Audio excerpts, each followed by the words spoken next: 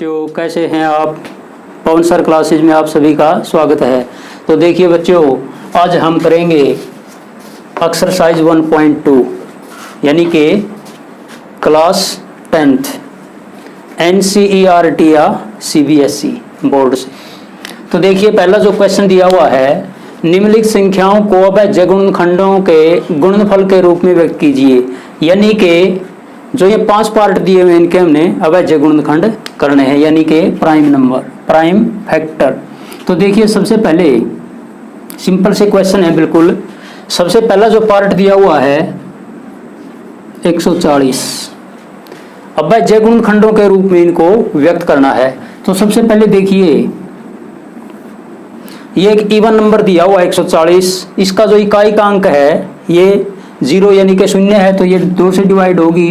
तो 2 से 14, 70 दूनी 140, फिर 2 से डिवाइड करेंगे 35 दूनी 70, जो 35 है 35, ये 5 से डिवाइड होगी। तो 5 सता 35 और 7 एकम 7। तो बिल्कुल आसान से क्वेश्चन है। तो देखिए जो इंग्लिश मीडियम वाले बच्चे हैं वो इसको कैसे लिखेंगे, prime factor of 140 equal to, अब यहां पर 2 गुणा 2 5 गुणा 7, 2 गुणा 2 गुणा 5 गुणा 7, ये इसके अभाज्य गुणनखंड यानी कि प्राइम फैक्टर। अब हम क्या करेंगे, यहां पर 2 गुणा 2 2 बार आया, इसको लिखेंगे 2 की पावर 2 मल्टीप्लाई 5 मल्टीप्लाई 7, और यही हमारे प्राइम फैक्टर होंगे अभाज्य गुणनखंड। तो ये हमारा आंसर होगा। तो प्यारे बच्चों ये बिल्कुल आसान सा क्वेश्चन था। तो सारे के सारे जो 5 पार्ट दिए हुए हैं सभी के सभी सिंपल पार्ट हैं। तो इसके बाद देखिए ये था हमारा फर्स्ट पार्ट। अब इसके बाद अब हम करेंगे सेकंड पार्ट।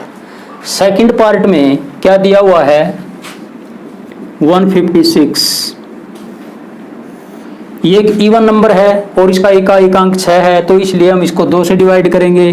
तो 2 7 जा 14, 1 बचा 16, 2 8 16।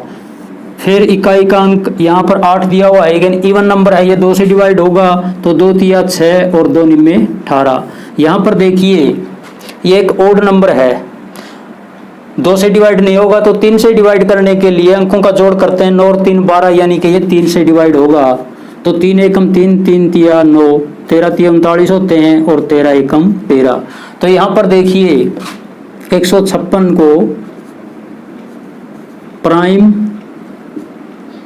फैक्टर ऑफ 156 इक्वल टू, तो अब हम लिखेंगे इसको 2 मल्टीप्लाई 2 मल्टीप्लाई 3 मल्टीप्लाई 13, यानी कि यहाँ पर देखिए 2 गुणा 2 2 बार आया हुआ है, तो इसको हम लिखेंगे 2 की पावर 2 मल्टीप्लाई 3 और मल्टीप्लाई, ये हमारा आंसर होगा, यानी कि अभाज्य गुणनखंड प्राइम फैक्टर होंगे। तो देखिए इंग्लिश मीडियम वाले ऐसे लिखेंगे और हिंदी मीडियम वाले लिखेंगे 140 के अभाज्य गुणनखंड, ऐसे लिखेंगे हिंदी मीडियम वाले। इसी प्रकार से यहां पर 156 के अभाज्य गुणनखंड,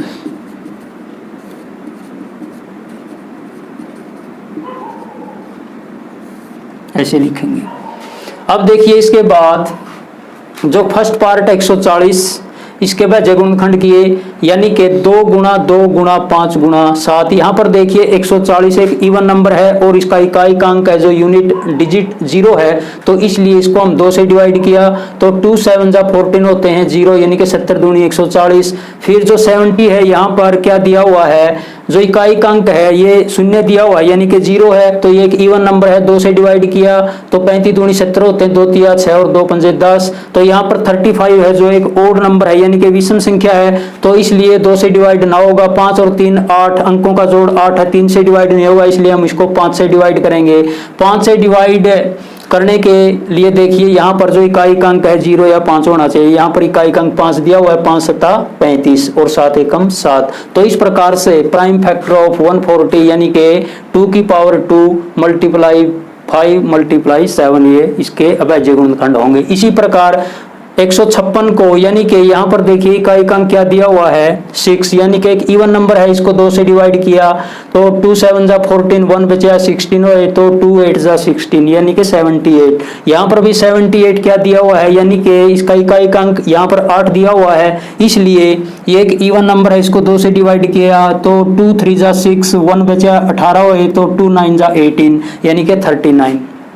अब देखिए 39 एक ओड नंबर है यानी कि विषम संख्या है, तो अब ये 2 से डिवाइड तो होगा नहीं, तो 3 से डिवाइड देखने के लिए 9 और 3 अंकों का जो जोड़ करते हैं 12, तो 3 से डिवाइड तो 13 3 39 होते हैं। तो इस प्रकार 13 एकम 13 और हम लिखेंगे prime factor of 156 2 multiply 2 multiply 3 multiply 13 यानी कि 2 की पावर 2 दो बार आया, मल्टीप्लाई यहाँ पर 3 करेंगे और मल्टीप्लाई 13 ये इसके अभाज्य गुणनखंड होंगे।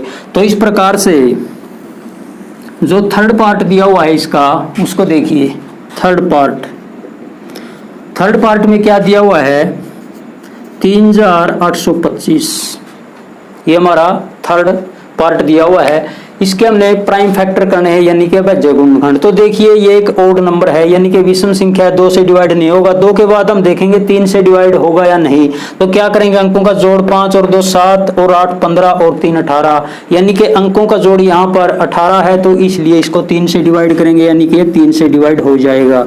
तो 3 से डिवाइड करते हैं 3 1 जा 3 3 2 जा यहाँ पर 6 2 बचे यानी कि 22 हो गए 22। तो यहाँ पर क्या करेंगे 3 सत्ता 21, 1 बचा 15 और 3 पंजे 15। इसके बाद देखिए यहाँ पर ये भी क्या है एक ओड नंबर है यानी कि विषम संख्या, 2 से डिवाइड नहीं होगा तो 3 से डिवाइड करेंगे। 5 और 7 12 अंकों का जोड़ करते हैं 12 और 3 ये 15 यानी कि ये 3 से डिवाइड होगा। तो 3 चौके 12 3 दूनी 6, 1 बचा 15 तो 3 पंजे 15। इसके बाद यहाँ पर देखिए ये भी एक ओड नंबर है यानी कि विषम संख्या है, इसका जो इकाई का अंक है यहाँ पर 5 दिया हुआ है। तो 5 से भाग होने के लिए जो इकाई का अंक है संख्या में वो 0 या 5 होना चाहिए, तो यहाँ पर क्या दिया हुआ है 5।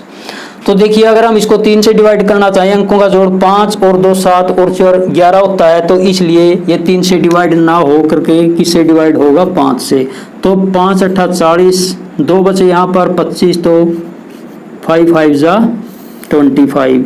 अब इसके बाद देखिए 85 भी किससे डिवाइड होगा 5 से, तो 17 पंजे 85 होते हैं और यहाँ पर लिखेंगे 17 एकम 17। तो इस प्रकार से हम इसको लिखेंगे प्राइम फैक्टर ऑफ 3825 यानी कि 3825 इक्वल टू यहाँ पर देखिए 3 मल्टीप्लाई 3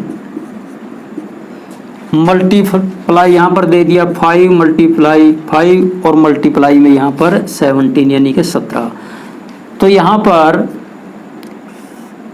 देखिए 3 की पावर 2 लिखेंगे क्योंकि 3 की गुणा 2 बार है यहाँ पर, 5 की पावर 2 लिखेंगे और मल्टीप्लाई में यानी कि 17 लिखेंगे।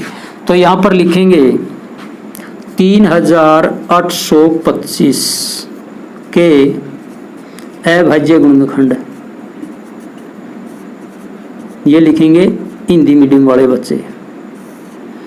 3825 के अभाज्य गुणनखंड यानी कि 3 की पावर 2 मल्टीप्लाई 5 की पावर 2 मल्टीप्लाई 17 ये हमारे क्या होंगे अभाज्य गुणनखंड, ये हमारा आंसर होगा। तो इस प्रकार से बिल्कुल सिंपल से क्वेश्चन है यानी कि प्राइम फैक्टर के तो अभाज्य गुणनखंड इस प्रकार से हम ज्ञात कर सकते हैं। देखिए रूल्स ऑफ डिविजिबिलिटी होता है यानी कि भाज्यता का नियम होता है, वह कौन सी संख्या 2 से कब भाग होगी, 3 से कौन सी संख्या भाग होगी, 5 से कौन सी होगी, 7 से कौन सी होगी। तो प्यारे बच्चों इसके लिए मैं आपके लिए एक सेपरेट वीडियो बनाऊंगा सिर्फ जिसमें क्या होगा रूल्स ऑफ डिविजिबिलिटी यानी कि भाज्यता के नियम। तो देखिए इसके बाद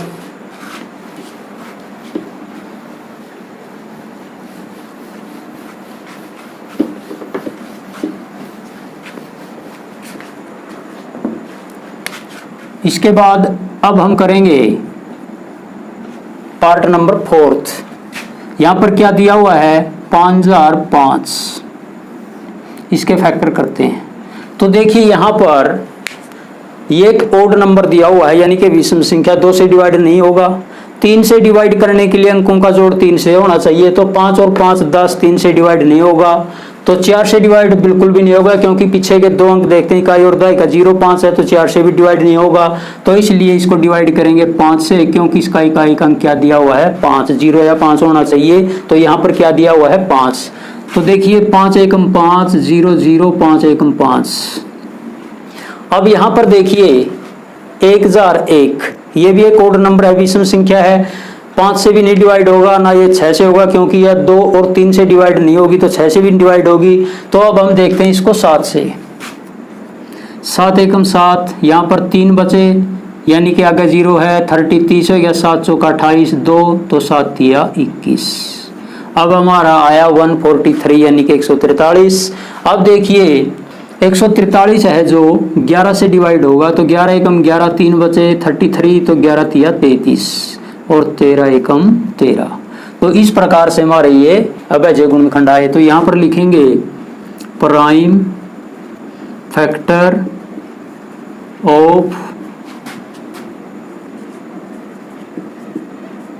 5005, यानी कि 5005। तो यहाँ पर देखिए 5 गुणा 7 गुणा 11 और गुणा 13। तो देखिए यहाँ पर केवल एक बार, यानी कि 5 एक बार, 7 एक बार, 11 एक बार और 13 एक बार दिए हुए हैं। इसलिए इसको हम पावर के रूप में नहीं लिख सकते, क्योंकि सभी की पावर एक एक है। तो इसलिए हमारा जो आंसर होगा यही होगा 5 गुणा 7 गुणा 11 गुणा 13। तो यहाँ पर लिखेंगे 5005 के अभाज्य गुणनखंड।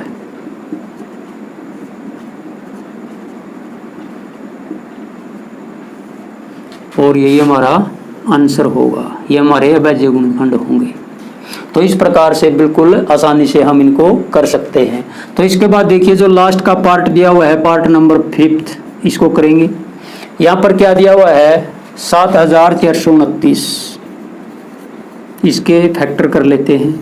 देखिए एक ओड नंबर है, ये भी विषम संख्या है, इकाई का अंक 9 है, 2 से डिवाइड नहीं होगा। 3 से डिवाइड करने के लिए इसके अंकों का जोड़ करते हैं, 9 और 2 11 और 4 15 और 7 22। तो 3 से डिवाइड नहीं होगा, ना ही ये 4 से डिवाइड होगा, क्योंकि पीछे के 2 अंक इकाई और दहाई का 4 से भाग होने चाहिए। यहाँ पर 29 दिया हुआ है, 4 से डिवाइड नहीं होगा। 5 से नहीं होगा, क्योंकि इकाई का अंक 0 या 5 होना चाहिए। यहाँ पर 9 दिया हुआ है, ना ये 6 से डिवाइड होगी। इसके बाद देखिए 7 से डिवाइड, तो ये सीधी संख्या है जो 7 8 9 10 11 12 13 14 15 16 17 पे डिवाइड होगी ये संख्या। तो यहाँ पर लिखेंगे 17। तो देखिए 17 चौके 68 होते हैं। 74 में से 68 माइनस करेंगे 6, यहाँ पर फिर आगे 2 यानी कि 62 62, तो 17 तिये 51, तो 62 में से 51 माइनस कराएंगे 11, आगे क्या दिया हुआ है 9 119, तो 17 7 119 यानी कि 437। अगर हम 7429 को 17 से डिवाइड करें तो यहाँ पर 437। अब जो है 437 संख्या है ये 19 से डिवाइड होगी प्यारे बच्चों, तो 19 दूनी 38 होते हैं। 43 में से 38 माइनस कराएंगे तो कितने बचेंगे 5, आगे क्या दिया हुआ 7, तो 57 हुए, तो 19 या 57 और 23 एकम 23। तो इस प्रकार से हमारे केवल यहाँ पर 3 ही प्राइम फैक्टर हुए, 17 19 और 23। तो हम इसको कैसे लिखेंगे, प्राइम फैक्टर ऑफ 7 4 2 और 9 दिया हुआ है, तो क्या लिखेंगे इसको 17 गुणा 19 गुणा 23। तो 17 गुणा 19 गुणा 23, तो तीनों की जो पावर है एक पावर है, तो इसलिए यहाँ पर लिखेंगे हम 7429 के अभाज्य गुणनखंड।